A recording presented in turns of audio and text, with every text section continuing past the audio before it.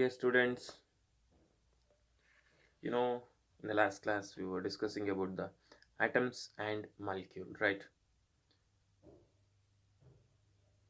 So, in that we were discussed about uh, some concepts, that is law of conservation of mass, law of definite proportions, and Dalton's atomic theory, and the about the atom, atomic size, all those things we were discussed in the last class. I hope you all understood the last class. So, law of conservation of mass means the mass can neither be created nor be destroyed. That can be transferred from one form to the another form. ಒಂದು ಫಾರ್ಮಿಂದ ಇನ್ನೊಂದು ಫಾರ್ಮಿಗೆ convert ಮಾಡ್ಬೋದು. ಆದರೆ convert ಆದಮೇಲೂ ಕೂಡ ಅದರ ಮಾಸ್ಸು convert ಆಗೋದಕ್ಕಿಂತ ಮೊದಲು ಎಷ್ಟಿತ್ತು ಆಮೇಲೂ ಕೂಡ ಅಷ್ಟೇ ಇರುತ್ತೆ. They you cannot add it up and you cannot decrease it, remove it. ಗೊತ್ತಾಗತ್ತಾ? So that is called law of conservation of mass and law of definite proportion. That means law of constant proportion. For a molecule, it should be a definite proportion. For example, water is a molecule which should be in the ratio hydrogen and oxygen in the ratio 2:1. It should be definite. It should be a constant. That is water. So for all molecules, that is called, for all molecules or compounds, it should be a constant proportions, it should be present in a constant proportions. That is called law of constant proportion. And we were studying about the Dalton's atomic theory or Dalton postulates. So what is atom ಅಂತ ಅಂದರೆ ಅವರು ಒಂದಿಷ್ಟು ಎಕ್ಸ್ಪ್ಲನೇಷನ್ನ ಕೊಡ್ತಾರೆ. Atom ಅಂದರೆ ಹೀಗೀಗೆಲ್ಲ ಇರುತ್ತೆ, ಆಟಮ್ನ character ಏನೇನು ಅಂತ ಎಲ್ಲ. when we are having a zero knowledge about the atom, it was given when we are having zero knowledge about the atom. So he was explained about the atom. So that's why Dalton atomic theory is important for us. So we came to know about the size of the atom. That means if you take the radius of an atom, it should be measured in nanometers. Is the smallest measurement to measure the length, smallest unit to measure the length. So nanometer means 1 meter is equal to 10 to the power of 9 nanometers, or 1 nanometer is equal to 10 to the power of minus 9 meter. So for example, hydrogen is having 10 to the power of minus 9 meter, and the water molecule is having the radius, atomic radius of the hydrogen is 10 to the power of minus 10 meter, and the atomic radius of a molecule of water is 10 to the power of minus 9 meter. So all those things we were discussed in the last class. So let us discuss today about the symbols which are given to the atom or elements. ಒಂದು ಎಲಿಮೆಂಟ್ಸ್ಗೆ ನಾವು symbolic ರೆಪ್ರೆಸೆಂಟೇಷನ್ನ ಮಾಡ್ತೀವಿ. So it will be useful to us in the coming classes for writing chemical equations. So simple ಆಗಿ ಬರೆಯುವಂಥದ್ದನ್ನ ನಾವು, ಅಂದರೆ ಒಂದು ಈಗ ಎನಿ ನೇಮನ್ನು ನಾವು ಸ್ಮಾಲ್ ಒಂದೇ ಲೆಟರಲ್ಲಿ ಅಥವಾ 2 ಲೆಟರ್ಸಲ್ಲಿ ಅದನ್ನು ಇಂಡಿಕೇಟ್ ಮಾಡ್ತೀವಿ, ಅದನ್ನು ಸಿಂಬಲ್ಸ್ ಅಂತ ಕರಿತೀವಿ. ಎಲ್ಲ ಎಲಿಮೆಂಟ್ಸ್ಗಳಿಗೂ ಅದರದ್ದೇ ಆದಂಥ ಒಂದು ಸಿಂಬಲ್ಸ್ ಇರುತ್ತೆ. ಆ ಸಿಂಬಲ್ಸ್ನ ನಾವು ಯೂಸ್ ಮಾಡೋದ್ರ ಮುಖಾಂತರ we will make it into simple. ನಮಗೆ ನಮ್ಮ ಅನುಕೂಲಕ್ಕೆ ತಕ್ಕಂಥದ್ದನ್ನ ಯೂಸ್ ಮಾಡ್ಕೊಳೋವಂಥದ್ದು, ಅಂದರೆ ಶಾರ್ಟಾಗಿ ಬರೆಯೋದಕ್ಕೆ ಹೆಲ್ಪ್ ಆಗುತ್ತೆ. So it saves the time and energy. ಗೊತ್ತಾಗತ್ತಾ? ಸೊ ಹಾಗಾಗಿ ನಾವು ಸಿಂಬಾಲಿಕ್ ರೆಪ್ರೆಸೆಂಟೇಷನ್ನ ಮಾಡ್ತೀವಿ. It can be represented by 1 letter or 2 letter. So ಇದನ್ನು ಬರೆಯೋದಕ್ಕೆ ಒಂದಿಷ್ಟು ಸಿಂಬಲ್ಸ್ಗಳನ್ನ ನಾವು ಬರೆಯೋದಕ್ಕೆ ಒಂದಿಷ್ಟು ರೂಲ್ಸ್ಗಳನ್ನ ಮೇಂಟೈನ್ ಮಾಡ್ತೀವಿ. ಸೊ ಯಾವ್ಯಾವ ಥರ ರೂಲ್ಸ್ಗಳನ್ನ ಮೇಂಟೈನ್ ಮಾಡ್ತೀವಿ ನೋಡ್ತಾ ಹೋಗೋಣ. ಸುಮ್ಮನೆ ಎಲ್ಲದಕ್ಕೂ ಒಂದೇ ಥರ ರೂಲ್ಸ್ ಇರಲ್ಲ. ಹಾಗಾಗಿ we should have some rules to write the symbols or denote the symbols of an element, denote with the symbols by of the element. ಗೊತ್ತಾಗ್ತಿದೆಯಾ?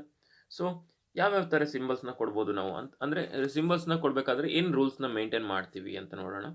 So for example we have A hydrogen.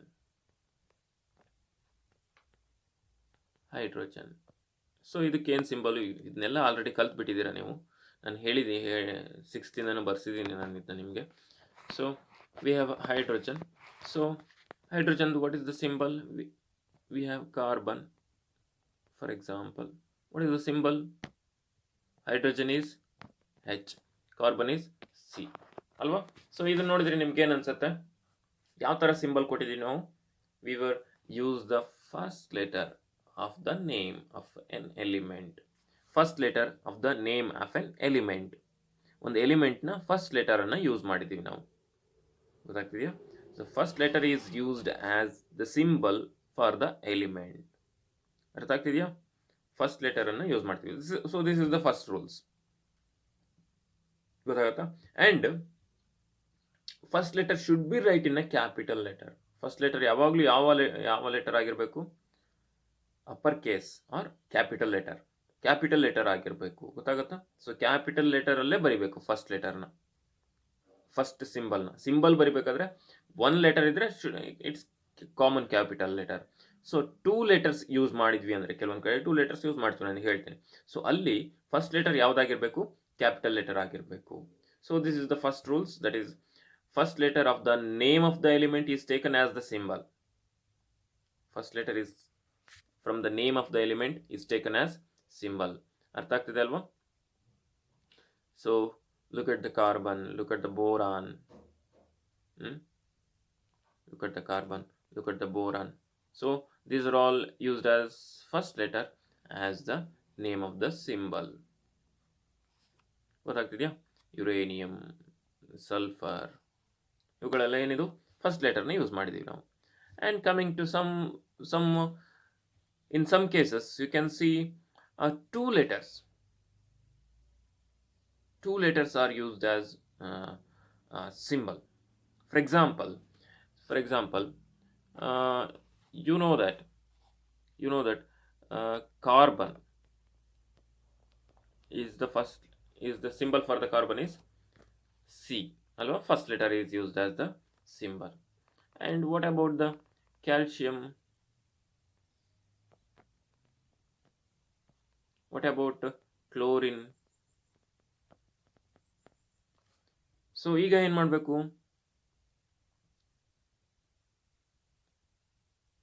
And in such cases we are given, for example ನೋಡ್ರಿ, hydrogen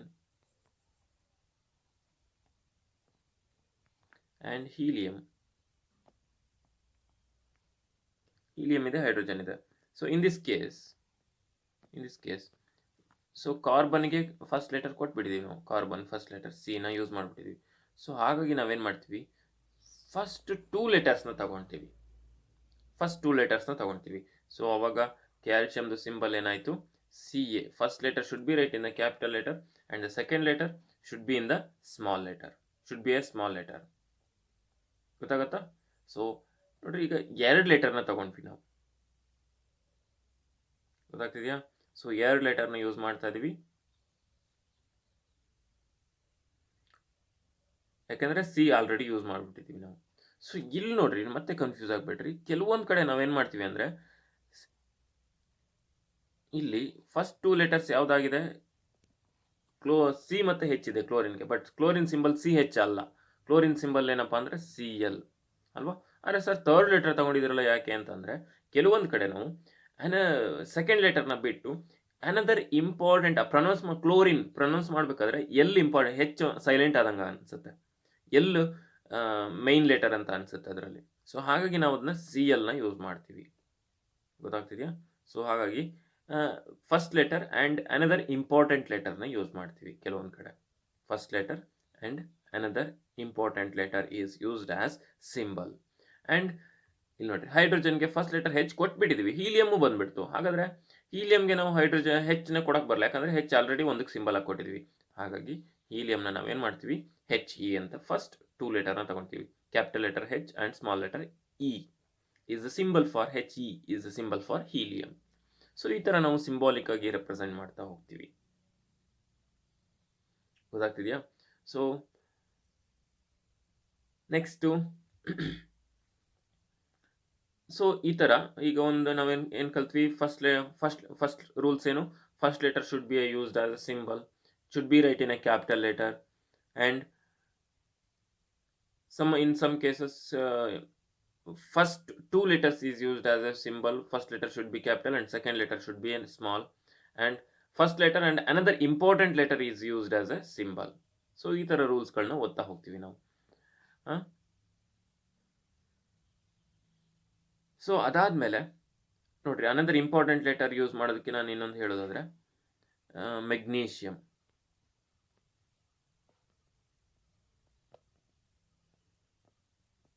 manganese,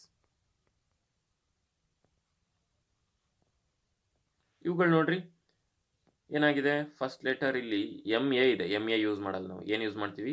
symbol ಮೆಗ್ನೀಷಿಯಂಗೆ M G use ಮಾಡ್ತೀವಿ. ಅಂದರೆ M A is not on important letter like that.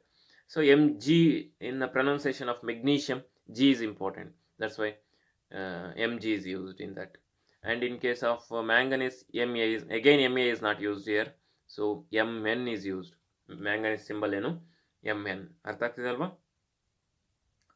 The symbol for manganese is Mn. So ಈ ಥರ symbolic ರೆಪ್ರೆಸೆಂಟೇಷನ್ನ ಮಾಡ್ತಾ ಹೋಗ್ತೀವಿ ನಾವು. ಇನ್ನು some other cases ನೀವು ನೋಡ್ಬೋದು. ಫಾರ್ ಎಕ್ಸಾಂಪಲ್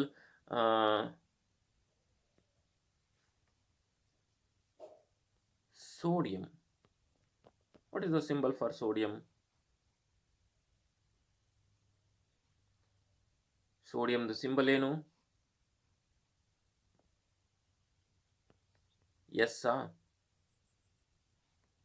ಅಥವಾ SO ನ ಅಥವಾ SD ನ? ಅಲ್ಲ. ಸೊ ಎಸ್ ಅನ್ನೋದು ಸಿಂಬಲ್ ಸಲ್ಫರ್ದು ಸಿಂಬಲ್ ಆಗತ್ತೆ. ಈ ಥರದ ಸಿಂಬಲ್ಸ್ಗಳು ಇಲ್ಲ. ಹಾಗಾದ್ರೆ ಸೋಡಿಯಂದು ಸಿಂಬಲ್ ಯಾವುದು? ಸೋಡಿಯಂ ಸಿಂಬಲ್ ಯಾವುದಪ್ಪ ಅಂತ ಅಂದ್ರೆ Na is the symbol for the sodium. ಅರೆ ಇದೇನು ಸಹ ಒಂದಕ್ಕೊಂದು ಸಂಬಂಧನೇ ಇಲ್ಲ ಅಂತ ಅಂದ್ರೆ, some of the symbols are taken from Greek and Latin language of their names. ಸೋಡಿಯಂನ ಗ್ರೀಕ್ ಲ್ಯಾಂಗ್ವೇಜ್ ಅಲ್ಲಿ ನೇಟ್ರಿಯಂ ಅಂತ ಕರೀತಾರೆ ಸೋಡಿಯಂನ. ಸೊ ಆ ಲ್ಯಾಂಗ್ವೇಜ್ ಇಂದ ಈ ನೇಮನ್ನ ತಗೊಂಡಿದ್ದಾರೆ, ನೇಟ್ರಿಯಂ. ಗೊತ್ತಾಗತ್ತಾ? ಸೊ ಅಲ್ಲಿಂದ ತಗೊಂಡಿರುವಂತಹ ಒಂದು ಲೆಟರ್ ಇದು. ಗೊತ್ತಾಗತ್ತಾ?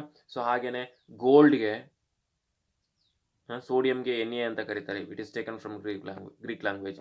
ಹಾಗೇನೆ ಗೋಲ್ಡ್ಗೆ Au ಈಸ್ ದ ಸಿಂಬಲ್. ಆರಮ್ ಅಂತ ಕರೀತಾರೆ ಗ್ರೀಕ್ ಲ್ಯಾಂಗ್ವೇಜ್ ಅಲ್ಲಿ. ಅದೇ ತರ ಸಿಲ್ವರ್ದು ನೋಡ್ರಿ, ನಾವು silver Ag is the symbol, not Si or S. Si is the symbol for silicon. Ag is the symbol for silver. So these are all taken from Greek language. And iron ನೋಡ್ರಿ, iron ಏನಂತ ಆಗ್ಬೇಕಿತ್ತು symbol? Actually I ಆಗ್ಬೇಕಿತ್ತು ಅಥವಾ IR ಆಗ್ಬೇಕಿತ್ತು ಅಲ್ವಾ? So IR ಅಲ್ಲ ಐರನ್ದು symbol. ಏನು symbol? Fe. It is taken from ferrum, from the Greek language. So ferrum means iron in Greek language. So it is the name symbol is taken from Greek name, first two letters of the Greek name. Are you understanding? So ಈ ತರ naming ನಾವು ಕೊಟ್ಟಿದ್ದೀವಿ. So ಅದಕ್ಕೆ ನಾನು ಇಷ್ಟೊಂದು example ಕೊಟ್ಟೆ. ಈಗ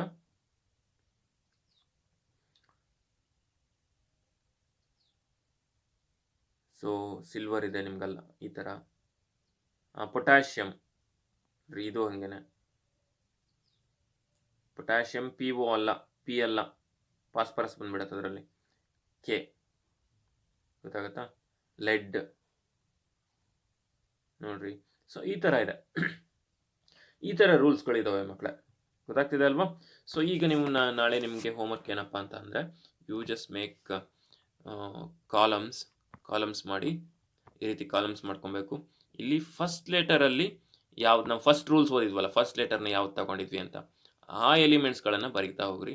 ಅದರ ನೇಮು ಮತ್ತು hydrogen symbol H, carbon, oxygen, ಈ ಥರ ಬರಿತಾ ಹೋಗಬೇಕು. ಫ್ಲೋರಿನ್. ಓಕೆನಾ? ಇನ್ನು ಸೆಕೆಂಡ್ ಲೆಟರ್ನ ಯೂಸ್ ಮಾಡುವಂಥದ್ದು, first and second letter. First and second letter ಓಕೆನಾ. ಅದನ್ನು ಯೂಸ್ ಮಾಡೋವಂಥದ್ದು ಯಾವ್ದ್ಯಾವುದು, CA, SI, ಮತ್ತು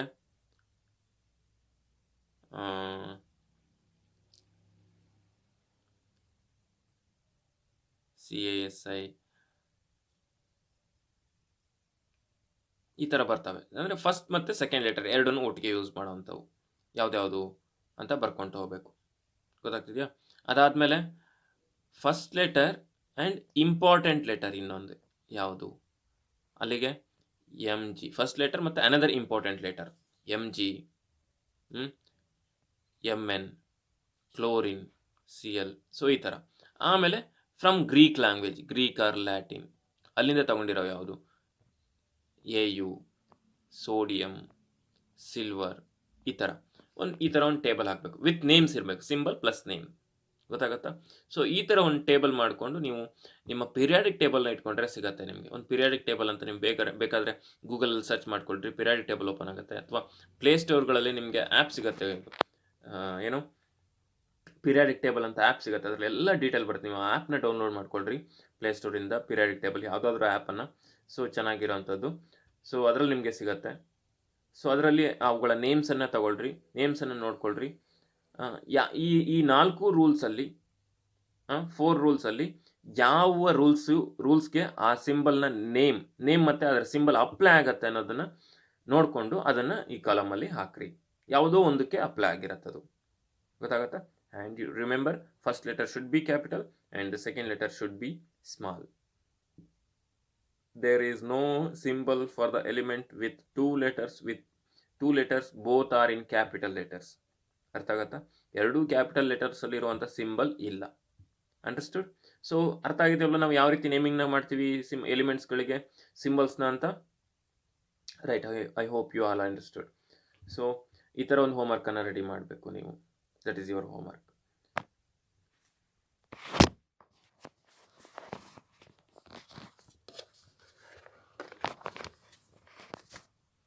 so right, next atomic mass ಅಂತ ಇದೆ.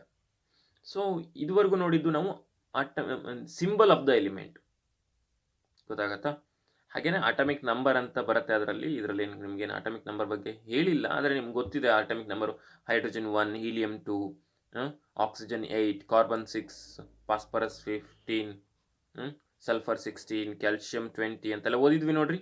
1 2 3 4 5 ಅದು ಅಟಮಿಕ್ ನಂಬರ್. ಸೊ ಇಲ್ಲಿ ನಾವು ಓದ್ತಾ ಇರೋದು ಅದ್ರ ಜೊತೆ ಕನ್ಫ್ಯೂಸ್ ಆಗಬಾರ್ದು ಅಂತ ನಾನು ಅಟಮಿಕ್ ನಂಬರ್ ಹೇಳಿದೆ. ಇಲ್ಲಿ ಓದ್ತಾ ಇರೋದು ಅದಲ್ಲ, ಇಲ್ಲಿ atomic mass. Mass means weight of the element. ಒಂದು ಎಲಿಮೆಂಟ್ನ ವೆಯ್ಟನ್ನು ನಾವು ಹೇಗೆ ಮೆಜರ್ ಮಾಡ್ತೀವಿ ಅದರ ವೆಯ್ಟನ್ನೇ ನಾವು ಅಟಮಿಕ್ ಮಾಸ್ ಅಂತ ಕರಿತೀವಿ. ಗೊತ್ತಾಗತ್ತಾ? ಅಟಮಿಕ್ ಮಾಸನ್ನು ನಾವು ಯೂನಿಟ್ಸ್, ಅಟಮಿಕ್ ಮಾಸ್ ಯೂನಿಟ್ ಅಂತ ಕರಿತೀವಿ ನಾವು. ಸ್ಟ್ಯಾಂಡರ್ಡ್ ಯೂನಿಟ್ ಅದು ಅಟಮಿಕ್ ಮಾಸನ್ನು ವೇ ಮಾಡೋದಕ್ಕೆ. ಅಟಮಿಕ್ ಮಾಸ್ ಯೂನಿಟ್ AMU ಅಂತ ಕರಿತೀವಿ. ಸೊ ಅದರ since atom are very small in size, the mass is very small and determining its mass is very difficult. So mass of the atom is compared with mass of the standard atom. So ಭಾಳ ಚಿಕ್ಕದಿರೋದ್ರಿಂದ ನಾವು ಇವುಗಳ ಮಾಸು ಭಾಳ ಕಡಿಮೆ ಇರೋದ್ರಿಂದ ಅವುಗಳನ್ನು ನಾವು measure ಮಾಡೋದು ಭಾಳ ಕಷ್ಟ ಆಗುತ್ತೆ. ಹಾಗಾಗಿ ನಾವೇನು ಮಾಡ್ತೀವಿ, ಕಂಪ್ಯಾರಿಸನ್ ಮಾಡ್ತೀವಿ. ಯಾವುದಾದ್ರೂ ಒಂದು ಎಲಿಮೆಂಟ್ನ ಇಟ್ಕೊಂಡು ಅದ್ರ ಜೊತೆಗೆ ಕಂಪೇರ್ ಮಾಡ್ತೀವಿ. ಈಗ ನಾವು ತೂಕ ಮಾಡಬೇಕಾದ್ರೆ ಏನು ಯಾವುದೋ ಒಂದು ವಸ್ತುವನ್ನು ಕಾನ್ಸ್ಟೆಂಟಾಗಿ ಇಟ್ಕೊಳ್ತೀವಿ, ಅದಕ್ಕಿಂತ ಜಾಸ್ತಿ ಅದಕ್ಕಿಂತ ಕಡಿಮೆ ಅಂತ ಅನ್ಕೊಳ್ತೀವಲ್ಲ, ಕಂಪ್ಯಾರಿಸನ್ ಮಾಡ್ತೀವಿ ನೋಡ್ರಿ. ಆ ಥರ ಅರ್ಥ ಆಗ್ತಿದೆಯಾ ನಾನು ಹೇಳೋದು? ಒಂದು ವಸ್ತುವನ್ನು ಇಟ್ಕೊಂಡು ಅದನ್ನು ಕಂಪ್ಯಾರಿಟಿವ್ ಆಗಿ ಇಟ್ಕೊಂಡು, ಒಂದು ಫಾರ್ ಎಕ್ಸಾಂಪಲ್ ಒಂದು ಎಣ್ಣೆ ಪ್ಯಾಕೆಟ್ ಇದೆ. ಎಣ್ಣೆ ಪ್ಯಾಕೆಟ್ಟು ಅದು 1 kg ಇರುತ್ತೋ ಎಷ್ಟಿರುತ್ತೋ ಗೊತ್ತಿಲ್ಲ ನನಗೆ, ಓಕೆನಾ? ಅದ್ರ ಮೆಜರ್ಮೆಂಟ್ಸ್ ಗೊತ್ತಿಲ್ಲ. ಸೊ ಅದಕ್ಕಿಂತ ಜಾಸ್ತಿ ಬೇಕಾ ಅದಕ್ಕಿಂತ ಕಡಿಮೆ ಬೇಕಾ ಅಂತ ಆ ಥರ ಒಂದು ಮೆಜರ್ಮೆಂಟ್ಸ್ನ ಇಟ್ಕೊಳ್ತೀವಿ. ಯಾವುದಾದ್ರೂ ಒಂದು ಎಲಿಮೆಂಟ್ನ ಮಾಸನ್ನು ನಾವಿಲ್ಲಿ ಕಂಪ್ಯಾರಿಟಿವ್ ಆಗಿ ಇಟ್ಕೊಂಡು ಬೇರೆ ಎಲ್ಲ ಎಲಿಮೆಂಟ್ಸ್ಗಳ ಮಾಸನ್ನು ನಾವು ಮೆಜರ್ ಮಾಡ್ತೀವಿ. ಗೊತ್ತಾಗ್ತಿದೆಯಾ? ವೆರಿ ಸಿಂಪಲ್ ಇದೆ, ಕನ್ಫ್ಯೂಸ್ ಆಗೋದು ಬೇಡ. ಸೊ ಆ ಥರ ಇಲ್ಲಿ ಯಾವ ಎಲಿಮೆಂಟ್ನ ಕಂಪ್ಯಾರಿಟಿವ್ ಆಗಿ ಇಟ್ಕೊಂಡಿದ್ದೀವಪ್ಪ ಅಂದ್ರೆ ನಾವು ಕಾರ್ಬನ್ನನ್ನು ಕಂಪ್ಯಾರಿಟಿವ್ ಆಗಿ ಇಟ್ಕೊಂಡಿದ್ದೀವಿ. ಗೊತ್ತಾಗತ್ತಾ? ಕಾರ್ಬನ್ನ ಅಟಮಿಕ್ ಮಾಸ್ ಯೂನಿಟ್ ಎಷ್ಟಪ್ಪ ಅಂದರೆ 12U. ಕಾರ್ಬನ್ದು ಅಟಮಿಕ್ ಮಾಸ್ ಯೂನಿಟ್ ಎಷ್ಟು? Carbon atomic mass unit 12U. Carbon atom ಗೊತ್ತಾಗತ್ತಾ, 12U ಅಂತ ಕರಿತೀವಿ. ನಾನು ನೀಟಾಗಿ ಹೇಳ್ಕೊಡ್ತೀನಿ, ನಿಮ್ಮ ಅರ್ಥ ಕನ್ಫ್ಯೂಸ್ ಮಾಡ್ಕೊಂಬಿಡ್ರಿ ಅಷ್ಟೇ, ಸಿಂಪಲ್ ಆಗಿ 12U ಇದೆ. ಓಕೆ, ಇದನ್ನು ನಾವು ಎಲ್ಲದಕ್ಕೂ ಕಂಪ್ಯಾರಿಟಿವ್ ಆಗಿ ಇಟ್ಕೊಳ್ತೀವಿ. ದಿಸ್ ಇಸ್ ದ ಬಾಸ್, ಇದನ್ನು ಕಂಪ್ಯಾರಿಟಿವ್ ಆಗಿ ಇಟ್ಕೊಳ್ತೀವಿ. ಸೊ ಈಗ ಏನು ಮಾಡ್ತೀವಪ್ಪ ಅಂದರೆ, ನಾವೀಗ ಇದನ್ನು ನಾವು 12 ಪಾರ್ಟ್ ಆಗಿ ಡಿವೈಡ್ ಮಾಡೋಣ. ಓಕೆನಾ, 12 ಪಾರ್ಟ್ ಆಗಿ ಡಿವೈಡ್ ಮಾಡೋಣ. 1 2 3 4 5 6 7 8 9 10 11 12. ಓಕೆ, 12 ಪಾರ್ಟ್ಸ್ ಇದೆ.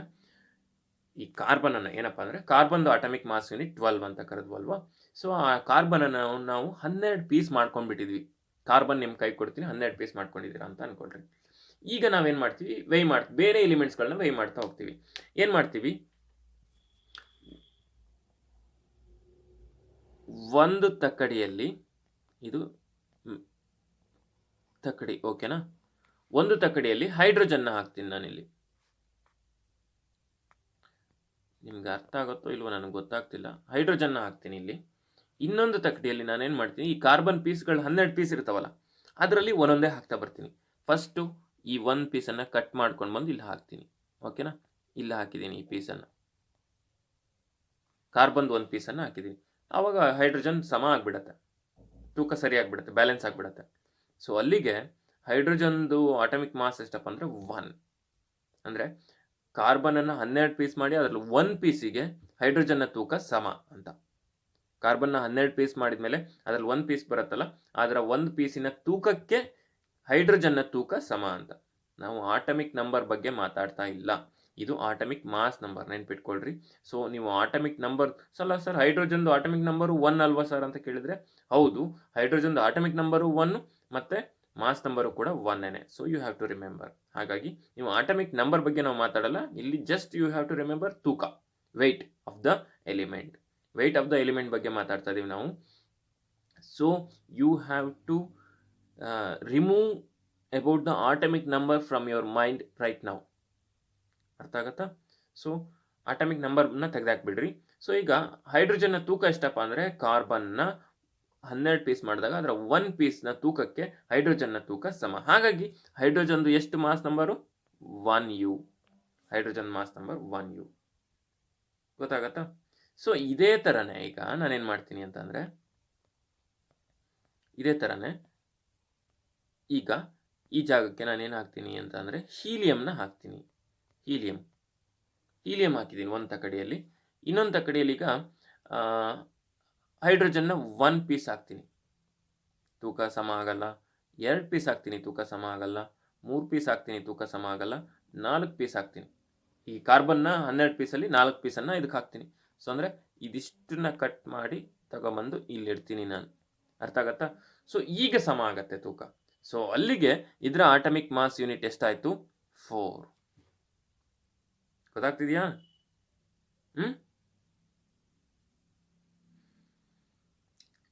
ಅಟಮಿಕ್ ಮಾಸ್ ಯೂನಿಟ್ ಅಂದರೆ ತೂಕ ಹೇಗೆ ಮಾಡ್ತಾರೆ? ಹೈಡ್ರೋಜನ್ದು 4 ಅಟಮಿಕ್ ಮಾಸ್ ಯೂನಿಟ್ ಅಂದರೆ ಹೇಗೆ ಕ್ಯಾಲ್ಕುಲೇಟ್ ಮಾಡಿದ್ರು ಅಂತ ಗೊತ್ತಾಗ್ತಿದೆ ಅಲ್ವಾ?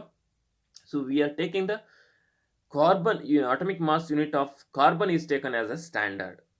ಸೊ ಅದರ ಕಂಪ್ಯಾರಿಟಿವ್ ಆಗಿ ನಾವು ಉಳಿದಂತೆ ಎಲ್ಲ ಯೂಸ್ ಮಾಡ್ತೀವಿ. ಗೊತ್ತಾಗ್ತಿದೆಯಾ? ಸೊ ಇನ್ನು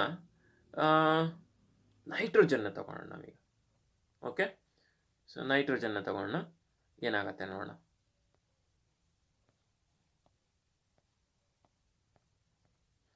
ಸೊ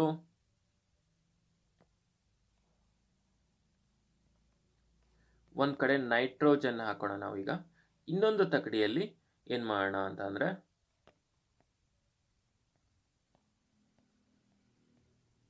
ಇನ್ನೊಂದು ತಕ್ಕಡಿಯಲ್ಲಿ ಈಗ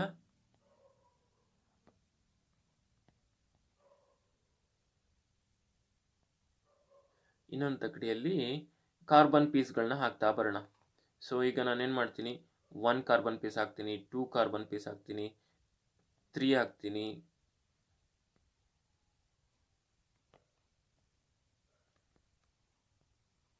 1 1 ಹಾಕ್ತೀನಿ, 2 ಹಾಕ್ತೀನಿ, 3 ಹಾಕ್ತೀನಿ, 4 ಹಾಕ್ತೀನಿ, 5 ಹಾಕ್ತೀನಿ, 6 ಹಾಕ್ತೀನಿ, 7 ಹಾಕ್ತೀನಿ, ಸಮ ಆಗ್ತಿಲ್ಲ. ಗೊತ್ತಾಗತ್ತಾ? 8 ಹಾಕ್ತೀನಿ, 9 ಹಾಕ್ತೀನಿ, 10 ಹಾಕ್ತೀನಿ, 11 ಹಾಕ್ತೀನಿ, 12 ಹಾಕ್ತೀನಿ, ಆಗಲ್ಲ. ಒಂದು ಫುಲ್ ಕಾರ್ಬನ್ ಹಾಕಿದ್ದೀನಿ ನಾನು. 12 ಪೀಸನ್ನು ಹಾಕಿದ್ದೀನಿ, ಸಮ ಆಗಿಲ್ಲ. ನೆಕ್ಸ್ಟ್ ಆಮೇಲೆ ನಾನೇನು ಮಾಡ್ತೀನಿ, ಮತ್ತೆ ಇನ್ನೊಂದು ಕಾರ್ಬನಲ್ಲಿ ಈ ಥರ ಪೀಸ್ಗಳನ್ನ ಕಟ್ ಮಾಡ್ತೀನಿ. ಇನ್ನೊಂದು ಪೀಸ್ ಹಾಕ್ತೀನಿ, 13 ಹಾಕ್ತೀನಿ, 14 ಹಾಕ್ತೀನಿ. ಒಟ್ಟು 14 ಪೀಸಸ್ಗಳನ್ನ ಹಾಕಿದಾಗ ಇದರ ವೆಯ್ಟ್ ಸಮ ಆಗುತ್ತೆ. ಅಂದರೆ 1 full carbon plus 2. 1 full carbon 12 units, ಅದಾದಮೇಲೆ ಇನ್ನೆರಡು ಯೂನಿಟ್ ಎಕ್ಸ್ಟ್ರಾ ಅದೇ ಕಾರ್ಬನ್ದು. ಗೊತ್ತಾಗತ್ತಾ? ಹಾಕಿದಾಗ ಸರಿ ಆಗುತ್ತೆ. ಅಲ್ಲಿಗೆ ಎಷ್ಟಾಯಿತು? 12 + 2 14. ಗೊತ್ತಾಗತ್ತಾ? 1 carbon plus 2 unit, 1 carbon plus 2 ಯೂನಿಟ್ಸನ್ನು ಹಾಕ್ತೀನಿ ನಾನು ಇದಕ್ಕೆ. ಅಲ್ಲಿಗೆ ಸರಿ ಆಗುತ್ತೆ. ಅಲ್ಲಿಗೆ ನೈಟ್ರೋಜನ್ದು ಆಟಮಿಕ್ ಮಾಸ್ ಎಷ್ಟಾಯಿತು? 14 ಆಯಿತು. ಗೊತ್ತಾಗ್ತಿದೆಯಾ? ಸೊ ಈ ಮೆಥಡನ್ನು ನಾವು measuring the atomic mass unit ಅಂತ ಕರಿತೀವಿ. So 14U is the atomic mass unit of the nitrogen. If you take the phosphorus, phosphorus ತಗೊಂಡ್ರೆ ನೋಡ್ರಿ, ಫಾಸ್ಫರಸ್ ಎಷ್ಟು ಅಂತಂದರೆ, ಒಂದು ಸೈಡು ನಾವು ಫಾಸ್ಫರಸ್ ಹಾಕೋಣ, ಇನ್ನೊಂದು ಸೈಡು ಇದನ್ನು ಹಾಕ್ತಾ ಬರೋಣ. ಏನಾಗುತ್ತೆ ನೋಡೋಣ. ಇಲ್ಲಿ ಫಾಸ್ಫರಸ್ ಇಟ್ಟಿದ್ದೀನಿ ನಾನು, ತೂಕ ಮಾಡ್ತಾ ಹೋಗೋದು. 1 ಕಾರ್ಬನ್ ಹಾಕಿದೆ ಅಂದರೆ 12 ಹಾಕಿದ್ದೀನಿ. 1 ಕಾರ್ಬನ್ ಮೀನ್ಸ್ ವ್ಯಾಲ್ಯೂ 12 ಹಾಕಿದ್ದೀನಿ, ಆಗಲಿಲ್ಲ. ಇನ್ನೂ ಒಂದು ಕಾರ್ಬನ್ ಹಾಕಿದೆ, ಆಗಲಿಲ್ಲ. ಅಲ್ಲಿಗೆ ಎಷ್ಟಾಯಿತು? 24 ಆಯಿತು ಅಲ್ವಾ? 12 + 12. ಆಮೇಲೆ ಮತ್ತೇನು ಮಾಡ್ತೀನಿ, ಇನ್ನೊಂದು ಹಾಕ್ತೀನಿ, 25 ಆಗಲ್ಲ. ಇನ್ನೊಂದು ಹಾಕ್ತೀನಿ, 26 ಆಗಲ್ಲ. ಇನ್ನೊಂದು ಹಾಕ್ತೀನಿ, 27 ಆಗಲ್ಲ.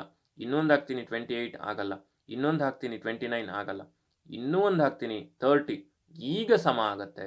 ಸೊ ಫಾಸ್ಫರಸ್ದು 2 ಕಾರ್ಬನ್ನು, ಅದಕ್ಕೆ 6 ಪೀಸಸ್ ಕಾರ್ಬನ್ನ 12 ಪೀಸನ್ನು ಡಿವೈಡ್ ಮಾಡಿರ್ತೀವಲ್ಲ ಈಕ್ವಲ್ ಆಗಿ, ಅದರಲ್ಲಿ 6 ಪೀಸಸ್ ಹಾಕ್ತೀವಿ. ಅಲ್ಲಿಗೆ 30 ಆಯಿತು. ಸೊ ಕಾರ್ಬನ್ದು ಆಟಮಿಕ್ ಮಾಸ್ ಯೂನಿಟ್ ಎಷ್ಟು?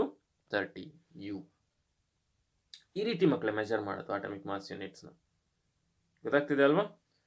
So coming back to the lesson. So ಇದನ್ನು ನಾವು ಆಟಮಿಕ್ ಮಾಸ್ ಯೂನಿಟ್ ಅಂತ ಕರಿತೀವಿ. So the atomic mass of an element is defined as the average mass of an atom of an element compared with 1/12th the mass of carbon 12 atom. Carbon 12 1/12 ಅಂದರೆ 12 ಪೀಸ್ಗಳಲ್ಲಿ ಎಷ್ಟು ಅಂತ. 1/12 ಅಂದರೆ hydrogen, 12/12 ಅಂದರೆ carbon, 14/12 ಅಂದರೆ ಆ ಥರ. ಅದನ್ನು ನೈಟ್ರೋಜನ್, ಆಕ್ಸಿಜನ್ದು 16, ಸೋಡಿಯಮ್ದು 23, ಮೆಗ್ನೀಷಿಯಮ್ 24 ಅಟಮಿಕ್ ಮಾಸ್ ಯೂನಿಟ್, ಅಲ್ಯೂಮಿನಿಯಮ್ದು 27, ಸಲ್ಫರ್ದು 32, ಕ್ಲೋರಿನ್ದು 35.5, ಕ್ಯಾಲ್ಶಿಯಮ್ದು 40.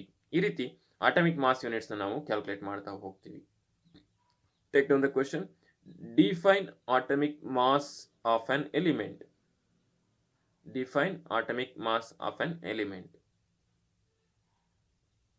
ಸೊ ಈ ಥರ ನಿಮಗೆ ನಿಮ್ಮ ಪೀರಿಯಾಡಿಕ್ ಟೇಬಲ್ನ ಓಪನ್ ಮಾಡಿದರೆ ಆಟಮಿಕ್ ಮಾಸ್ ಸಿಗತ್ತೆ.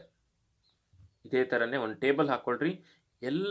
ಎಲ್ಲಿ ತನಕ ಒಂದು 30 ಎಲಿಮೆಂಟ್ಸ್ 1ಇಂದ, ಆಟಮಿಕ್ ನಂಬರ್ 1ಇಂದ 30 ತನಕ, ಸೀರಿಯಲ್ ನಂಬರ್ 30 ತನಕ ಅವುಗಳ ಆಟಮಿಕ್ ಮಾಸನ್ನು ಬರ್ಕೊಳ್ತಾ ಬರಬೇಕು. ಸೊ ನೋಡ್ರಿ, ಇದು ಆಟಮಿಕ್, ಇಲ್ಲಿ ಈ ಥರ 3 ಟೇಬಲ್ ಹಾಕೊಂಬಿಡ್ರಿ. ಸೊ ಇನ್ನೊಂದ್ಸರಿ ತೋರಿಸ್ತೀನಿ ನೋಡ್ರಿ. ಇದೇ ಟೇಬಲ್ಗೆ 3 ಟೇಬಲ್ ಹಾಕ್ಕೊಳ್ರಿ. ಈಗ 2 ಟೇಬಲ್ ಇದೆ ಆಲ್ರೆಡಿ. ಇಲ್ಲಿ number 1 hydrogen, 1 atomic mass. Carbon ಇಲ್ಲಿ 2 ಹೀಲಿಯಂ ಬರುತ್ತೆ, 3 ಹೈಡ್ರೋಜನ್, ಹೀಲಿಯಂ, ಲಿಥಿಯಂ ಬರುತ್ತೆ. ಆ ಥರ ಕಾರ್ಬನ್ 6, ನೈಟ್ರೋಜನ್ 7, ಆಕ್ಸಿಜನ್ 8, ಈ ಥರ ಬರ್ತಾ ಹೋಗುತ್ತೆ. ನಂಬರ್ಸ್ ಹಾಕ್ಕೊಳ್ತಾ ಹೋಗ್ರಿ, ಅಂದರೆ ಆಟಮಿಕ್ ನಂಬರ್ ಅವುಗಳ ಮಾಸ್ ನಂಬರ್ ಈ ರೀತಿ ಬರ್ಕೊಳ್ತಾ ಹೋಗಬೇಕು. ಈ ರೀತಿ ಎಲ್ಲ ಕಂಟಿನ್ಯೂ ಮಾಡ್ಕೊಳ್ತಾ ಹೋಗ್ರಿ ಅಪ್ ಟು 30. ಒಂದು 30 ಎಲಿಮೆಂಟ್ಸ್ದು ಆಟಮಿಕ್ ಮಾಸ್ ನಂಬರ್ ಬರೀರಿ. ಗೊತ್ತಾಗುತ್ತಾ? So that is the homework. So today we learnt about, dear students, about the element symbolic representation, how to give the symbolic representation to the element, how to give the symbols to the element, and what are the rules should be followed while giving the symbols to the elements, and about the atomic mass today we were discussed. So I hope you all understood today's lesson. In the next class we will discuss about the molecule and how what is called as molecule, and atomicity of an element. All those things we will discuss about the molecule. Still now, notary, this lesson is about the atom and molecule. Still now, we have studied about the atom. In the next class, we'll discuss about the molecule.